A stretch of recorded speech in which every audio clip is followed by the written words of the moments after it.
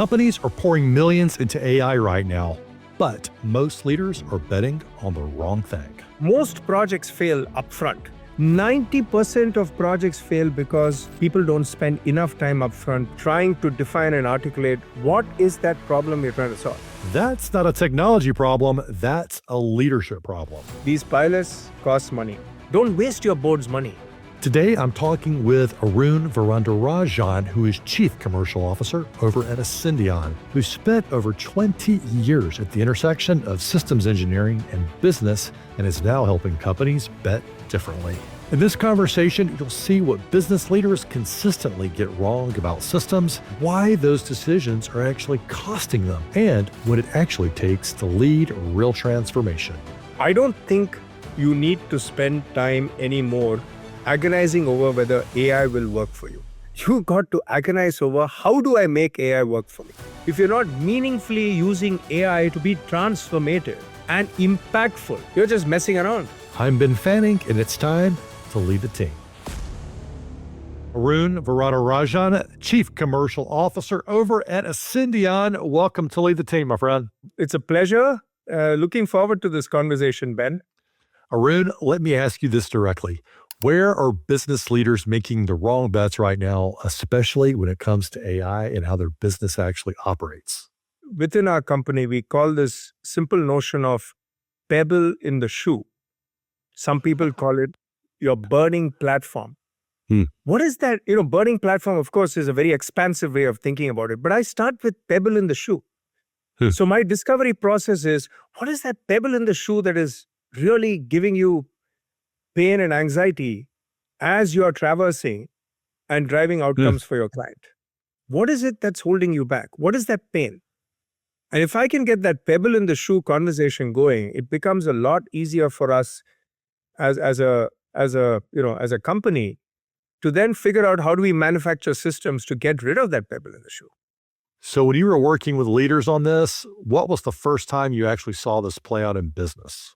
Great question. So let me tell you, it wasn't some fancy, flashy UI or some, sexy new user interface that got me going, but it was actually seeing this really large manufacturing firm use automation to predict way ahead about a potential supply chain collapse that would have completely impacted their business. We've been building system of records, system of transactions, system of interactions.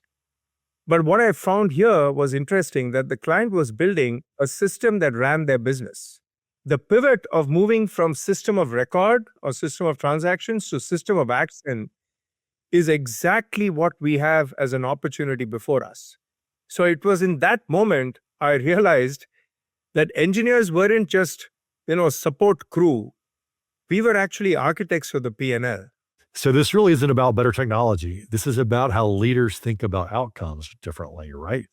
Problem solving, solution orientation, design first, outcome first. I think that's what we did different. What I realized was that if we spent all our time on outcome orientation and really looking at the business impact, everything else would flow easier. Of course, my engineers were agonizing, okay, how do we get the design done right? How do we get the architecture done right? There's a lot of that toil, and I'll come to that as we speak.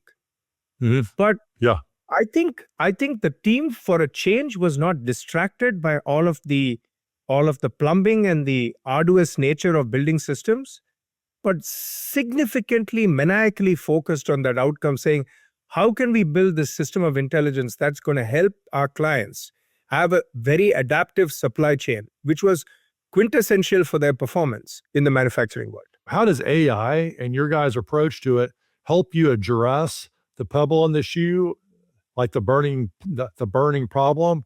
How does it help you address that problem more effectively?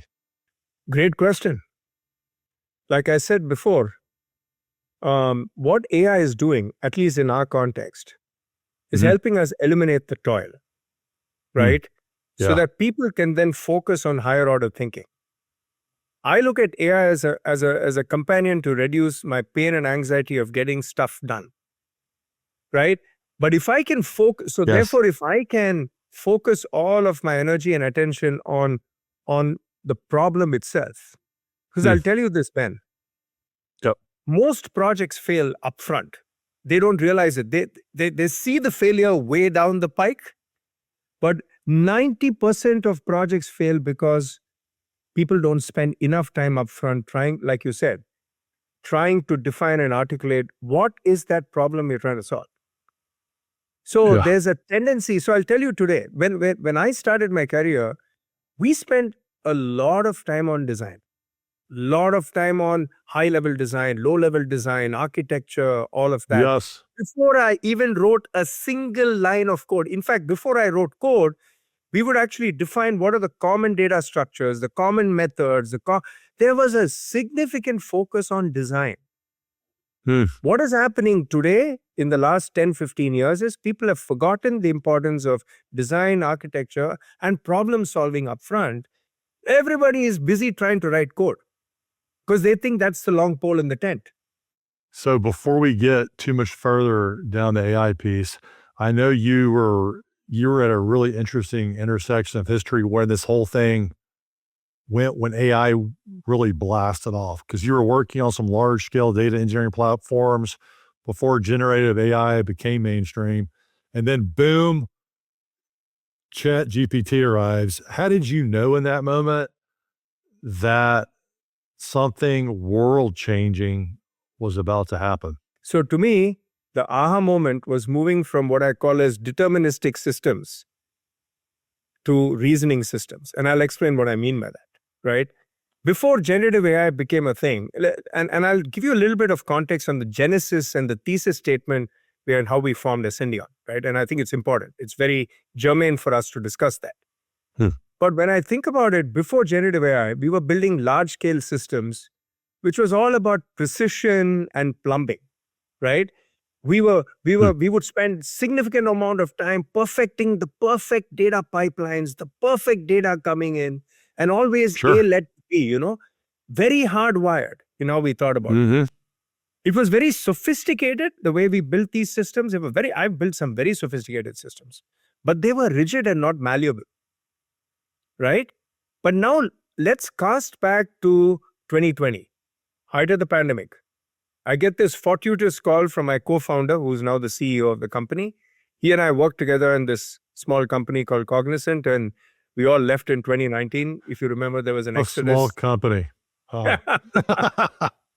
I used to run all of AI. I used to run all of AI and data for him, and he was responsible for Cognizant's digital business. It was just this. I'm talking about quite some time ago. Much different deal back then, right? Much different deal back then.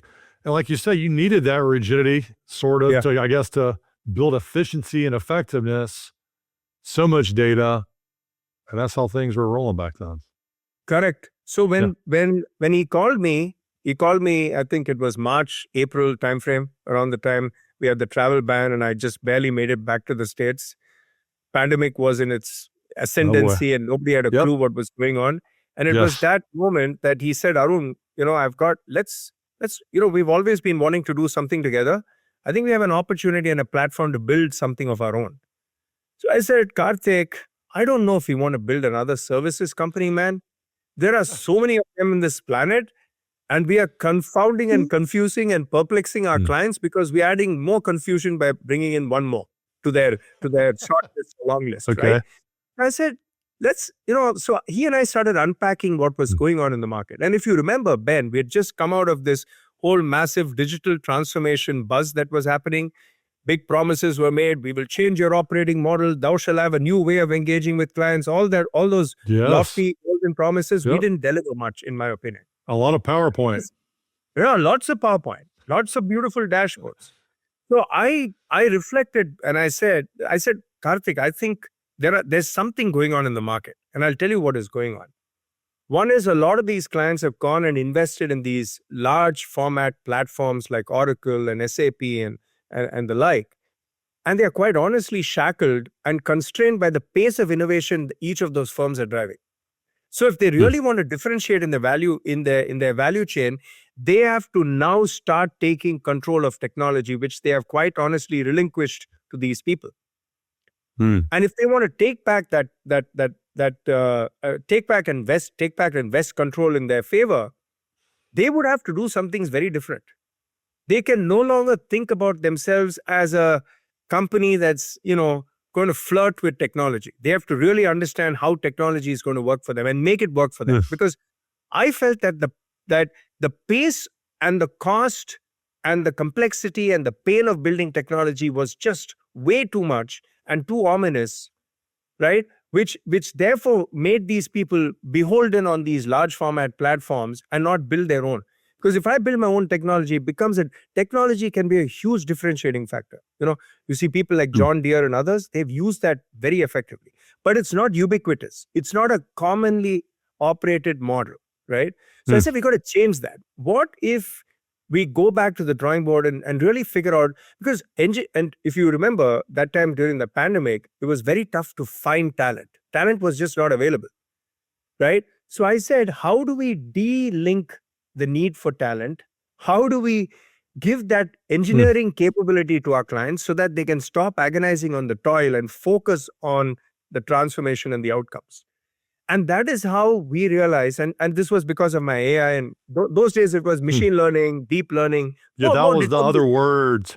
That became the AI language that we speak today. Yeah, machine learning. Yeah. Yes. So that's why I said deterministic to reasoning, right? There was a reason for it. So when I started the company, I said, let's use machine learning and AI and deep learning to learn why engineers are failing in delivering outcomes and improve their ability to deliver outcomes. And quite honestly, that was a spark for me to say, I think let's start building an engineering companion. But to me, an engineering companion was only looking at patterns of what had happened and improving the engineering efficacy through understanding those patterns, whether they were domain context patterns or technology patterns or stack patterns or architectural choices patterns. All of those just became patterns to me, right? And then this generative AI happened. I said, oh my God, this is crazy. That's when I realized that this is going to... So I had already seen the fact that AI and machine learning could change the entire engineering operating model. I think that we saw very early on. We saw that in 2020. But then I said, oh my God, this is a fundamental shift, right? I just saw that generative AI was just starting to make the creation of all these artifacts, whether it was code, test, what have you, right? I said, it's amazing. It's not just writing code. I can actually get it to reason through a legacy modernization problem, right? And that was something that a lot of our clients were facing at that time. And I was thinking, oh my God, if I had to kind of unravel what is the problem, I would have had to have a ton of engineers to do this. And this changed everything for me, right?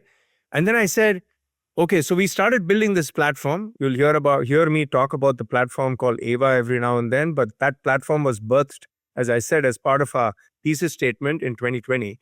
But when I injected generative AI into it 2 years later, which was 2022, early days of generative AI, well ahead even before others, right? We infused it because we were engineering partners for Microsoft, and we got an early bird's eye view into all these large language models. So my engineers were working with Anthropic engineers, with Meta engineers on Llama. So we got that, said, oh my God, let's just bring this in. And that changed the game for us. Because we said, yeah, go ahead. You had a question. Well, I think I know the answer, but I don't want to put words in your mouth there. Yeah. You had it pretty good at Cognizant, right? Life was good. You knew what you were doing. You had a great role over there. And then you're taking this risk. Was there one use case or one and you're talking about all these names? I mean, really it's an impressive group of people and organizations you're working with. But why leave it? Is just you saw the possibilities because you chose a riskier path than what you're on, and to make this bold bet on this new company and this new approach. What was the moment that really swayed you? Absolutely.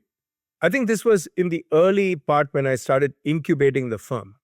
I realized how lazy and arrogant and the extent of hubris in all these large-scale service providers.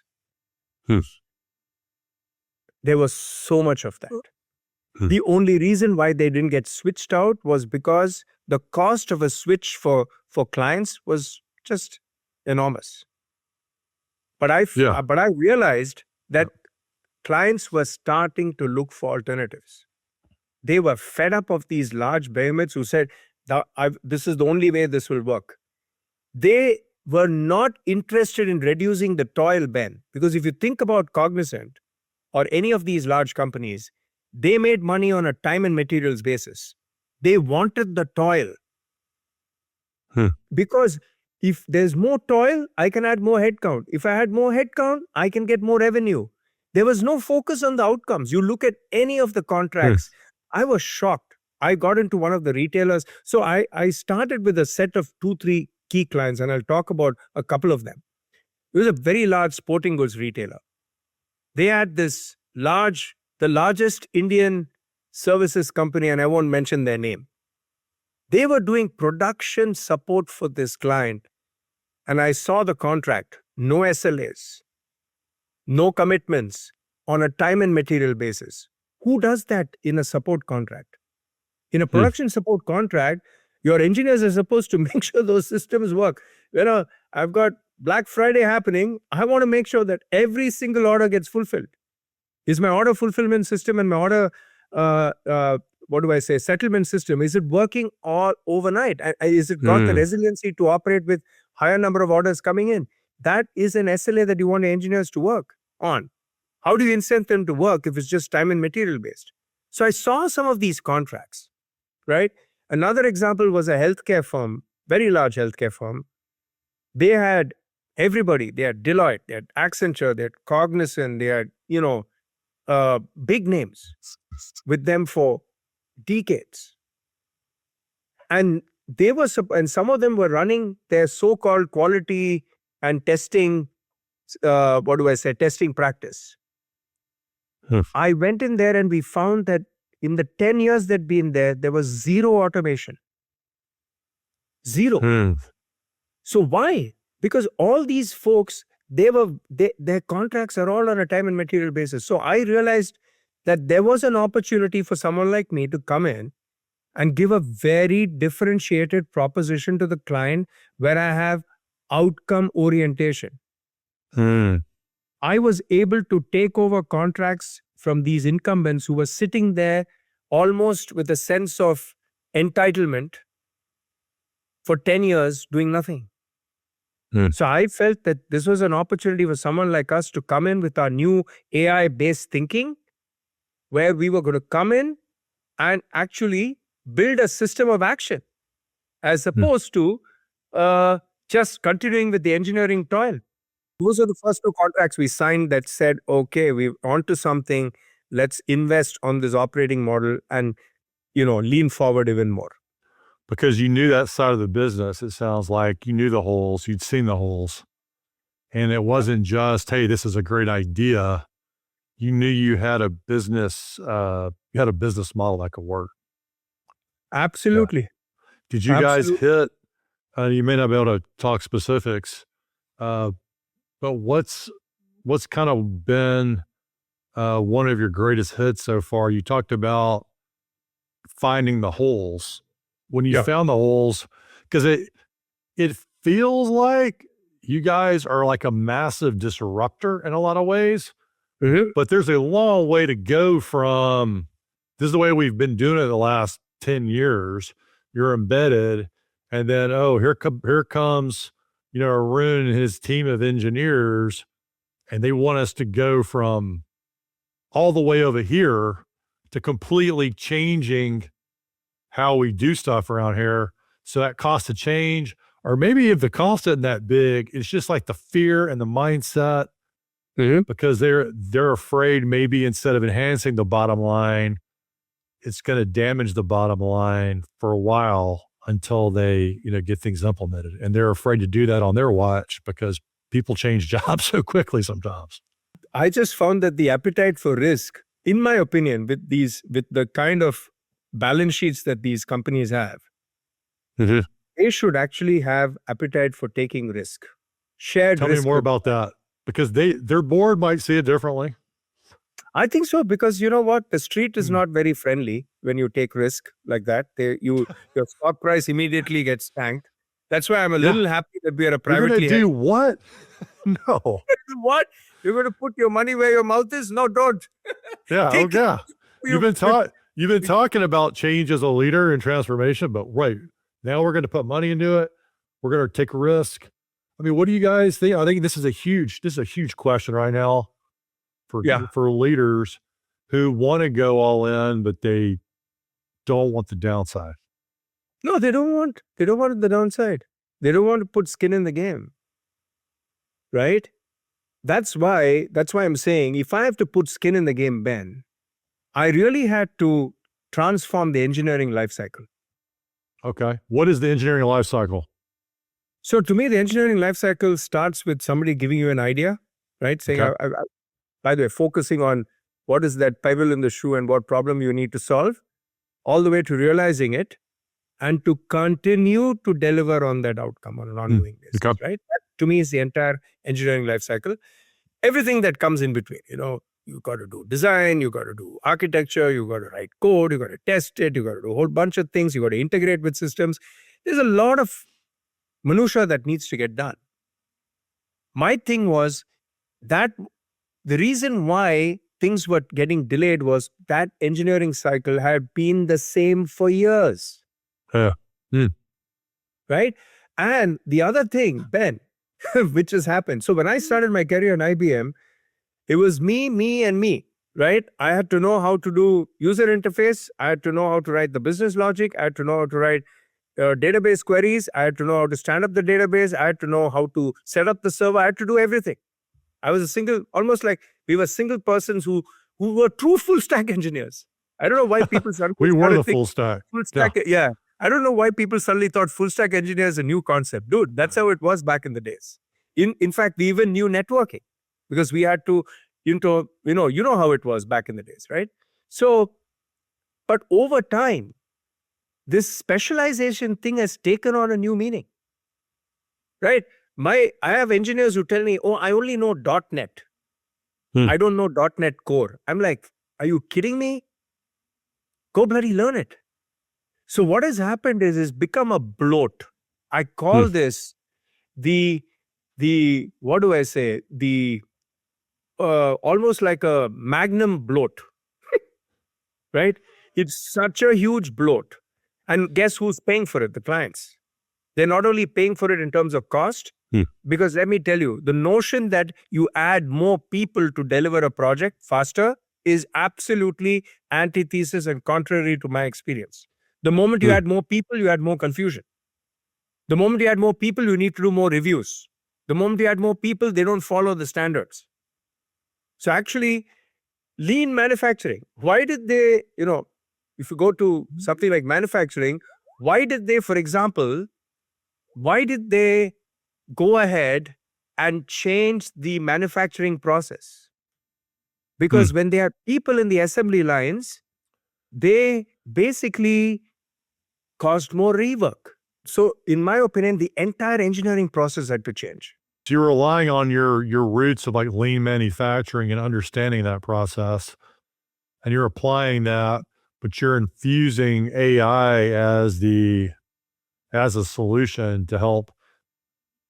I guess the way I'm thinking about it is not necessarily replace the people, but make the people you do have on the proverbial assembly line way more effective.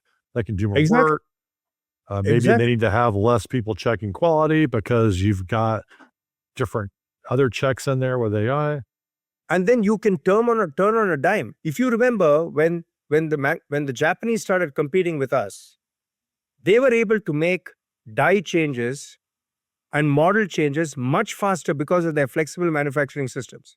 We would actually run, for the whole year, we would run one model in one plant in Detroit, right?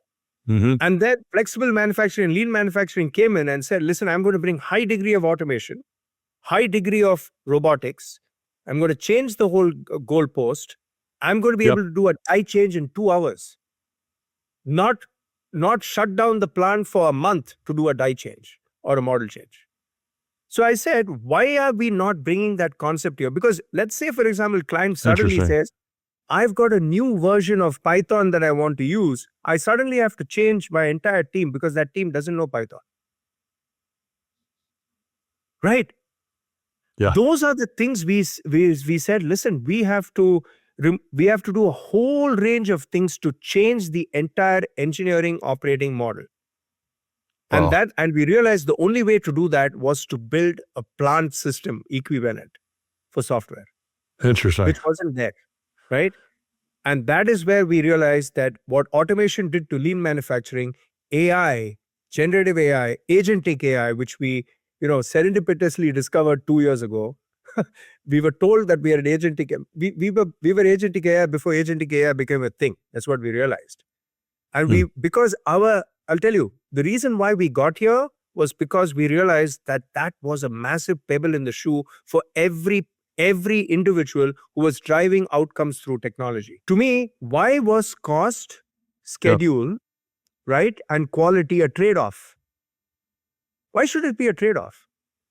Should never be a trade-off. If I do things faster, they'll say, hey, don't do it faster. Quality will tank. No, why?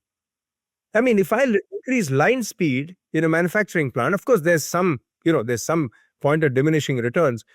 I'm not going to reduce I'm not going to increase the number of rejects on my manufacturing system. Why should it be any different for software? That's because we are getting humans to do things that is really not required. Like I said, if you look at engineering, 80% is toil. You don't need humans to do the toil. Agents and AI can do a whole lot better on that toil part of the value chain. I hear you describing this, and I'm thinking back to my roots. I mean, my first job out of college was in athletic wear manufacturing as a industrial engineer. Right. And I'm like, man, the way you're describing this, I think would really resonate with a lot of manufacturing companies who maybe feel left behind, or like AI doesn't really matter to me right now, other than maybe checking my emails. It sounds like you guys are really speaking the language of efficiency and effectiveness and quality. And those are universal age-old terms. And I think it's a really cool way to talk about it in a way that's going to resonate with a lot of different industries. Do you find that to be the case? Totally. I'll tell you something, Ben. A lot of these things have been done before. I read a fascinating book on innovation. They say that 90% of the innovation we do is actually on the shoulders of innovation from the past, right? I know people call it incremental innovation. I don't, because I say, listen, applying this idea in a new context is not easy. So what we are trying to do is not easy. It's not been easy. It's been significant amount of work we have had to do over the last 5 years to get where we are today. Close to 6 now. In June, it'll be 6, right? And it's been and we've had dramatic change in the entire organization. We also had non-believers and people who didn't believe in this. And I was the only one. Describe the hardest conversation that you've been able to turn around with one of your metaphors, or like maybe, like I would say a test case or something like that, but maybe I think your turnarounds are difficult because people don't always understand the how. So they're concerned. What's the hardest conversation? How you've been able to turn it around? This, the point of, are you doing this in a perfunctory manner, or are you doing this with a deep intent? Are you doing this to please your board? Are you doing this to please the street? Okay. Or because you heard in a cocktail circuit you're not cool if you're not doing AI? Or do you genuinely believe that this can change the world for you? Ask yourself that rhetorical question, is what I tell my clients. And that's a tough conversation with customers, because I call What do they say? What did I say? What did I say? What have you heard when you ask that question? Oh, it's like, I think it's, all the platitudes, right? So generally the response starts with a whole range of platitudes. We got to be doing this. We got to be doing this. And I'm like, okay, so where do you believe you want to do it? Oh, I want to build a chat bot for my employees to know what benefits they can avail of. So I said, okay, how do you think that's going to materially change things for your people? Yeah. How is it going to have a direct impact to your bottom line or to your operating model or to your clients? Yes. In the next survey that you do, yes, your ENPS is going to go up by a few points. All of a sudden, there's this cute chat bot, smiling and telling me what my benefits are. But really, do you guys realize what you're doing? You're attacking the skin. Right? You're being skin deep. Are you really going? Look at what we have done. And that's why I did what we did in Ascendion, because if you really look at it, my core value chain is engineering. And we have disrupted our own core value chain. So I go and tell my clients, be bold. Right? If you're not bold and you're not attacking, if you're not meaningfully using AI to be transformative and impactful, you're just messing around. Don't waste your board's money. Your money, whatever money you're getting from the board, don't use it. You're better off not using it. If you're not going to be doing something that is going to be intrinsic and meaningful and deep, don't waste your time. And don't waste my time too. How often have you had to come in after the decision has been made and the money has been spent or partially spent and help them reverse course and try to generate an ROI? Because I think a lot of people are probably already spending money at this point and they're thinking about spending more. And maybe they're thinking, like, they're trying to evaluate their own projects to know if they're heading in the right direction and if it's too late to pivot, or do they need to see this through? Ben, I'm going to be a little controversial here, but that's okay. That's just me. That's just me. I truly believe that the industry is to blame. I don't know if you remember when clouds just started happening. The cloud providers those days, I'll call them, now they call themselves hyperscalers, right? It sounds better. But the cloud providers back then, they signed these massive consumption agreements with these clients. Thou shalt spend $200 million in the cloud. I don't know if you saw a lot of these PR announcements. Yeah. Company X partners with company Y, one of the hyperscalers. We're going to commit to $1 billion of cloud spend. I don't know if you remember those days. No different from what's happening today. What's happening is all these AI services companies, including the cloud providers, hyperscalers, are signing these massive contracts with clients saying, thou shalt spend. And they are, obviously it's helping their stock price, no doubt, all the AI companies. But what it's doing is, and I'll tell you, the cloud area was a little different, Ben. It just required the CIO and the CTO and a small team to commit to moving things to the cloud. So they were able to, so it was a few people who needed to be convinced. They signed those contracts at the board level, and then these people who are on the ground, smaller group, were actually okay in driving these, making those applications. Or whatever they controlled a lot of that. They could deliver to get things into the cloud because that was in their purview. But I got a feeling you're about to tell me something different. AI is different. AI is different, my friend. AI, people don't realize it. It's a B2C model within an enterprise. Right? You sign these consumption agreements and you have 50, 60, 100,000 people in your organization. How do you get all of them to do it? How do you drive them to do it? I think people have completely lost the plot here. And, I won't mention names, but there are companies today who are saying, oh my God, we've got these contracts signed, which is bookings. Please, guys, there's bookings. Let's not have another Enron situation. Those are bookings, right? Not billing. Now, if you want to get the billing done, you really have to get down and make sure people are using it, and not just using it once, but making it endemic and systemic to how they run and operate. Most people think of AI transformation organizations, it's a B2B decision-making process and implementation.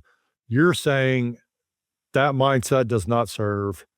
It is, in fact, best thought of as a B2C, because to C, Yeah. B2B, To C. but to C, because if you don't have that C part added on it, you just got a fancy contract, but you don't have a lot of successful usage or implementation. Exactly. And the Now, I'll model tell you doesn't work. something. Absolutely right. So if you look at us, we are actually a unique company. I haven't spent too much time talking to you about Ascendion, but we are I feel we are a category maker, but I'll leave that to others to judge. We are an engineer. We are not just an engine. We are a product company at one level, because we have our own platform that we sell to our clients, and we also bring into our engagements for our clients to change the engineering operating model. And we also help our clients engineer for outcomes, right? So we don't just do hey, here's the platform, you guys go figure it out. We are also not the guys who do, here's a platform, here's a set of forward deployed engineers who will model and show you how to use the platform and walk away. We're actually saying, we will bring in the platform, show you a new engineering operating model, operate it for you with your teams, and deliver outcomes with your teams. Very different, right? And let me tell you, it's interesting. We have a customer success team that is part of our engagement model. The customer success team is focused only on making sure that it genuinely is a customer success team. It's genuinely focused on saying, are you successful with the new operating model? How can I help you? And how can I focus on that? Now, when I was trying to build up that team, I'll tell you this, I was going into the market, talking to many ISVs and many tech companies, trying to hire some people from their customer success team, and I couldn't find a single individual that I wanted to hire. And you may ask me why.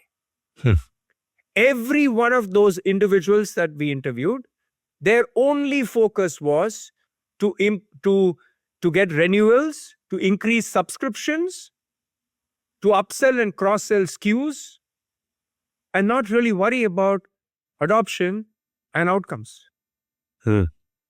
Shocking, right? For you? I mean, that's shocking for me. Is this, you've been quoted, I've seen this, AI is no longer just a tool. It's become the engineer. It has become the engineer. But then what I'm trying to say, Ben, is if I do not work alongside with my clients and listen, I'm only focused on transforming engineering. Think about that, Ben, right? We also chose, we didn't want to spray and pray. We said we're going to choose a domain, and a domain we understand, and show people that in this domain, AI can make meaningful outcomes, right? And I'll give you some examples, right? But I also realized in order to do that, there's a significant amount of last mile people transformation effort that is required. Yeah, a lot. Yeah. A lot. Like I told you, it's a B2B to C. Yeah. So I'll tell you, it's hilarious. I'm trying to do a pilot. I'm doing, and I don't like pilots, and we'll talk about that too. But we're doing a pilot with with very large bank, very global bank, and alongside is another so-called AI tool vendor. That AI tool vendor has 2 people supporting this organization that has over 3,500 engineers. And I'm saying, how is this person, they're only interested in selling the license, but are they truly interested in driving the outcome for the client? That's where I'm trying to be different. I'm actually helping the client redefine his AI operating model. I've got people on the ground, and I've got a massive team along with my platform. I'm also at some level being compared with that tool vendor. And I call them a tool versus a platform. Ours is a platform. And we are very proud of the fact that ours is a platform. But what I'm saying is the investment in making sure that your client is successful after you have sold is being missed. Everybody is focused on ARR, not on outcomes. Yeah. And that is why I feel that the industry is at fault for signing these kind of contracts and not really understanding the magnitude of effort at the grassroots level. I call it the last mile enterprise problem. That's what I call it. Yeah. If Wow. that is not resolved, AI, I'm worried for many, will be a failure. Well, you say you don't like pilots. Why don't you like pilots? I call it the pilot purgatory, right? The pilot purgatory? Yeah. What is the pilot purgatory? Listen, firstly, these pilots cost money. Number one. And I don't know if these CIOs realize it. It costs also, it's also a full life cycle of board patience. That's what we say, right? Let me tell you,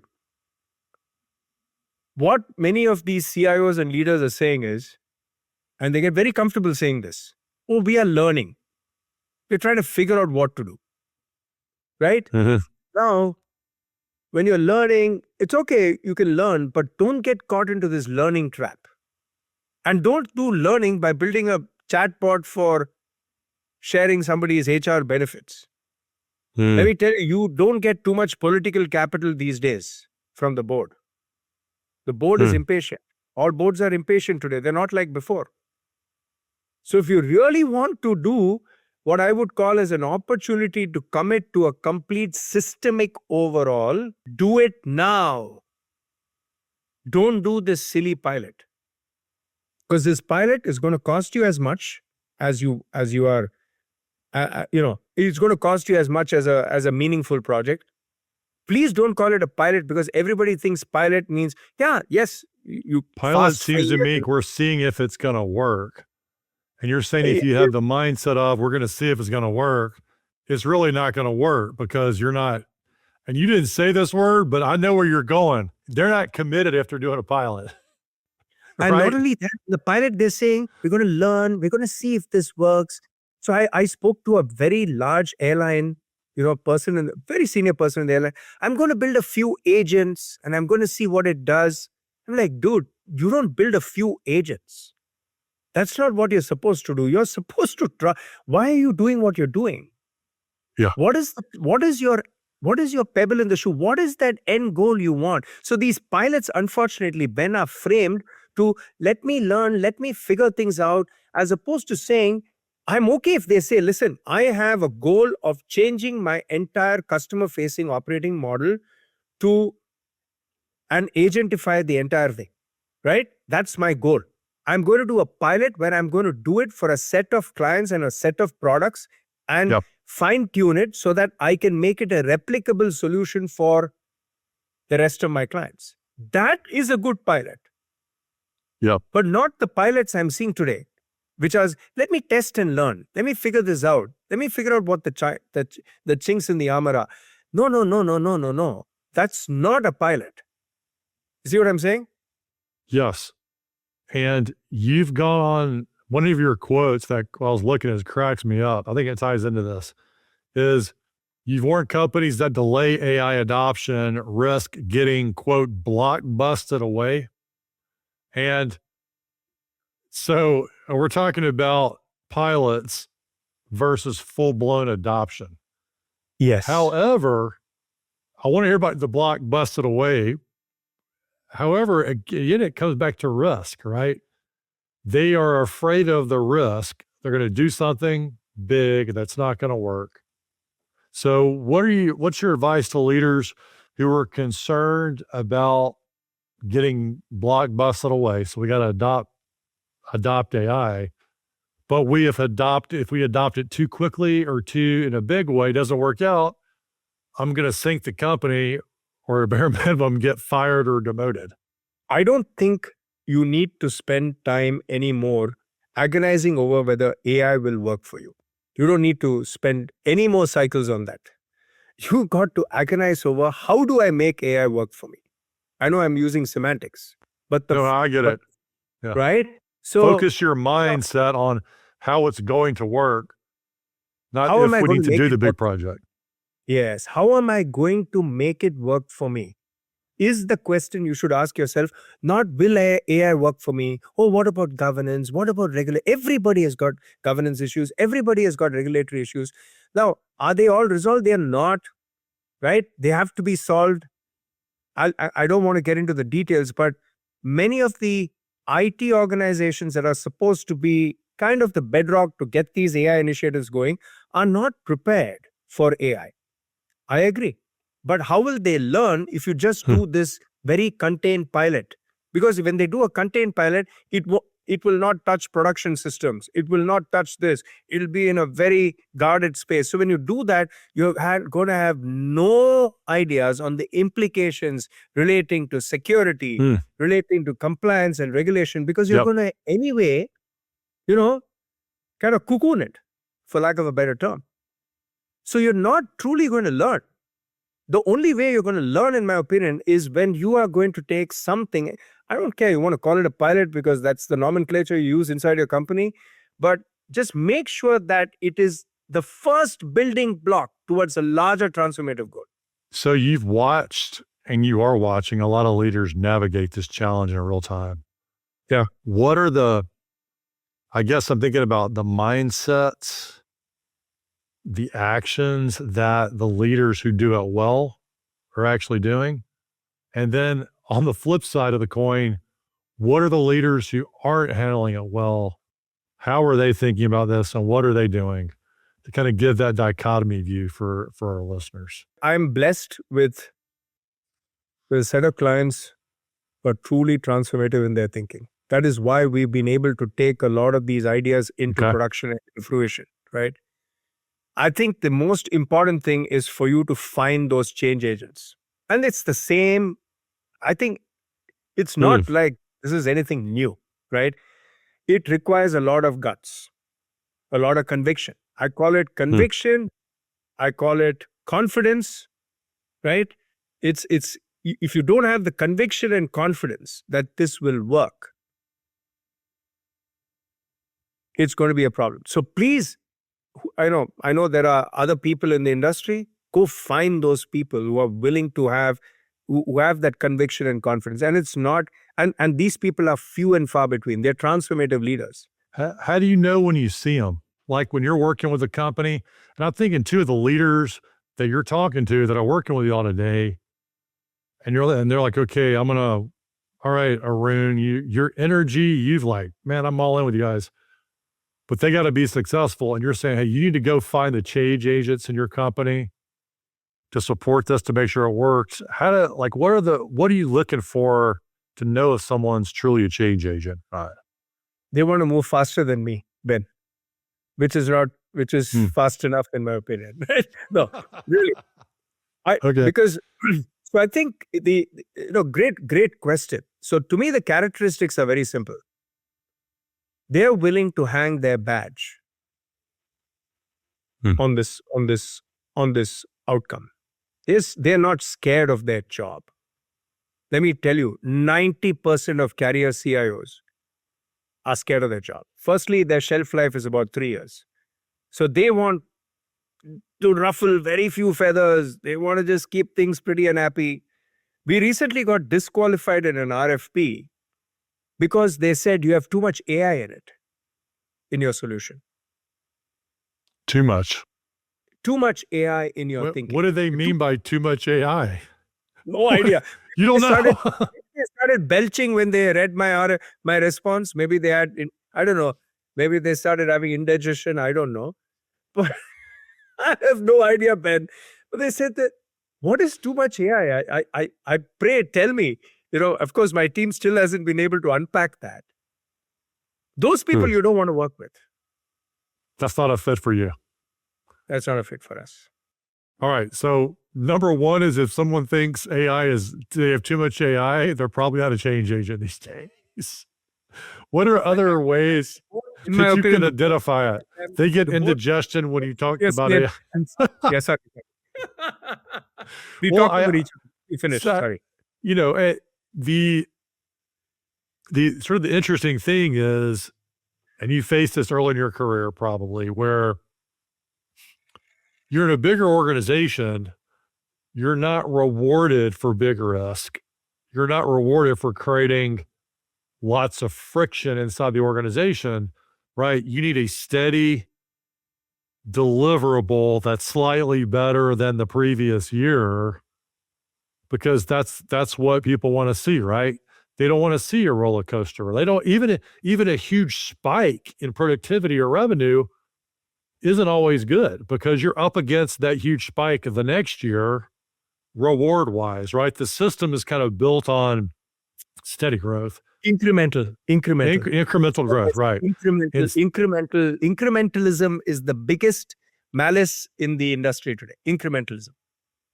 Nobody wants to do a tectonic shift. Nobody wants to do an S-curve shift. Many of them it just happens, right? So they say, hey, I don't want to be the first to do it. I'm not going to be let somebody else do it, and then I will follow eventually. Eventually, everybody, it's surprising that still 30-40% or 30% of the workloads, enterprise workloads, are still not in the cloud. Even after cloud is no longer a phenomenon we talk about, right? So why is incrementalism not going to work now and moving forward? Because I feel that incrementalism did not work for Blockbuster, right? Let me also have an online channel, an online way of sending this, right? So that's why I feel that the Blockbuster phenomenon is going to happen now, very soon. And I've been talking about this for a long time. Maybe I was a little ahead of we were probably a little ahead of the curve, but I've been saying this for 5 years. I've been saying, listen, if you don't reimagine how you're going to build technology and how you're going to, forget about, again, I'm only talking about my domain, but how you're going to leverage AI in whatever domain you choose. Yeah. You're going to be left behind. You're going to be left behind. And people, and I tell individuals, in the mantra within our company is this: AI is not going to take away your job, but those who know AI are going to take your job. It's interesting talking to you is you're like, I'm not, and I don't put words in your mouth, but my feeling is you believe in this idea so strongly. You're not here to make people feel comfortable buying into big transformation projects. You're asking them to embrace this. And it's also embrace a big decision, as you say, bet your badge on this. And you're not trying to sugarcoat it. You're like, hey, look, this is coming. This is going to be extremely uncomfortable for you and your organization. And that's the way it's supposed to be. Yeah. And I lived through it within my company for the last 5 years because I had naysayers at all levels, right? Well, who said, I don't think, Arun, you're smoking something. This is not going to happen. I said, dude, if you don't believe in it, this is no place for you. I'll by the way, expiry date for many of the guys that I brought in the beginning started surfacing very soon. And I realized that if I had them continue, they were very good architects, very good technical folks, but they did not believe in this change. So I said, if you don't believe in this change, you may be the best architect. If you don't believe in this change, this is no place for you. All right. That is exciting and is fast, interesting how you're very integrated and aligned. You're like, this is what we're doing, what we do inside our company. Yeah. And we're walking the talk every day. Yeah. What do you say to leaders like, okay, Arun, I'm on board with this. I am not going to become blockbusted, but I got to find peace of mind and I got to help my team. Like I'm not going to get rid of my team. I've been high with them forever. I got to bring them along. What can they say to the team? To reduce the stress, to increase their engagement and excitement, to keep them motivated, engaged, because maybe they're afraid like, yeah, okay, I'm buying in, but if we start getting too intense around here, people are going to start leaving. It's a delicate balance, Ben. I agree with you. But, as my boss in HP many years ago told me, many moons ago, when HP was having the Compaq and the digital You were there merger, for that. Messy days. Yeah, that was wild, wasn't it? Yeah. That was a wild west, right? Yeah. So I remember this guy, very, very sagacious gentleman, great deal of wisdom. And he said something. He said, listen, Arun, when you're trying to drive change, there will be 3 types of people that you have to deal with. One who are the believers, one who are the naysayers, and the third was sitting on the fence, figuring out which way to go. He said, don't bother with the people who are naysayers because their negative energy, my statistics tell me you cannot change them. And if they come, great, but don't make that your focus. Focus on the ones who want to change. Right? And the ones in the middle will see that the energy, show them proof points. So there's a nice concept we have, which we borrowed from Cognizant, by the way. Okay. It's called heroes, doing rituals and having heroes and legends. So we started making the whole aspect of driving AI ritualistic. And I did it. So they said, oh my God, Arun can do it. Why can't I do it? So the ritual, and then we had heroes and legends, and we created stories, and we did a whole bunch of culture transformation within the company to get everybody on board. Right? And we were a company that was growing. I'll tell you, when I started the firm, I had 25 engineers, in total. That was how I bootstrapped the company. Today, we have about 10, 11,000 folks globally, right? We've grown dramatically in 6 years. Yeah. So while we were growing, so that's what I keep saying, ours was not a company that was saying, hey, I'm going to pause, and then I'm going to change, and then I'm going to grow. We were growing and changing simultaneously, and it is possible. It just needs that resolve and commitment, and the fact that you have to understand that these three types of people will be there. Focus on the change agents. The ones in the middle will show up. The ones in the bottom were never meant to be with you. It's okay to let them go. They can still be your friends. I still have cups of coffee with them. But hey, your expiry date is done, man. Because we have a journey to traverse on, and you can't be part of that journey. I'm sorry. Yeah. It's okay to have that conversation. Yeah, that is a compelling idea for leaders to think about change with their teams. Knowing that the naysayers are, if you spend a lot of your time with them on this, you're probably not going to get the ROI on them, and they're probably going to leave anyway. Then you've got that small percentage where they're just like going to buy in because this is what life's about. Yeah. But then there's that middle chunk that you really got to spend some time with to bring them along, help them adapt to the change, because you need to keep them. Keep them on board. And they start seeing the success, and you promulgate the success, and you get people, they come on board. They absolutely come on board. And the initial, outcomes that we signed up with our clients, and we demonstrated the fact that we could kick out these veritable big names in the market, displace them, and do better than them with our approach and our method, was a vindication of how we started the company and our thesis statement. And that became the forcing function for the entire organization to say, this is the way it's got to be. So when our clients engage with us, they see that every single person, right down to the engineer on the ground, is only talking about how do we use AI to do things better? Why are we not using it? If a CEO came to you tomorrow and said, Arun, I've spent $40 million on AI and I literally have nothing to show for it, what would you tell them to do first? I would ask them to go back and look at what was the impact? What was the area that they were trying to impact? And was that in the fringes? Or was that in the core of what they do? Because if it was in the fringes, my hypothesis will be that if they have spent $40 million, most likely it was on the fringes and the pilots that I'm not happy about, where I'm saying I'm going to learn. My entire objective of the pilot was to learn to see if AI will work for me or not. Damn it, you don't need to learn. Somebody else has done that learning already. AI works. Focus on how to make it work for you. So my lens would be on, where did they choose to spend the money? I'm pretty certain what my analysis will tell me. And two, how deep was their commitment to make it happen? How invested were they? Was it just a shiny object which would have a PowerPoint slide in your quarterly, town halls and your board meetings? Or were you personally involved as a leader? I don't care if you're C-level. In fact, Recently, my co-founder, who's the CEO of Ascendion, he was in a podcast, and they asked him, "Hey, do you have a chief AI officer?" We did have one, but then we realized that he and I are the chief AI officers of the company. Nice. That's what you're Right? talking about. Right.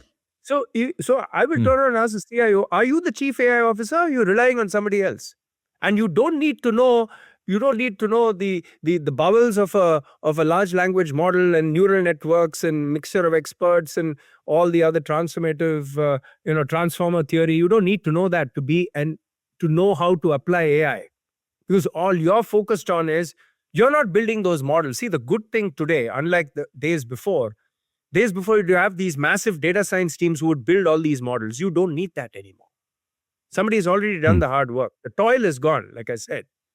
No, focus is on the last mile. How do you apply this? And applying this means driving change, winning your people over, changing the culture, defining a new people model, creating a new operating paradigm for you to apply AI on, defining those outcomes, signing up for those outcomes, driving to those outcomes personally as a leader. You ain't doing that, why 40 million, 100 million will be lost. So I'm taking away here is every CEO needs to expand their scope. It's also becoming the chief AI officer, because that's where it starts. Yes.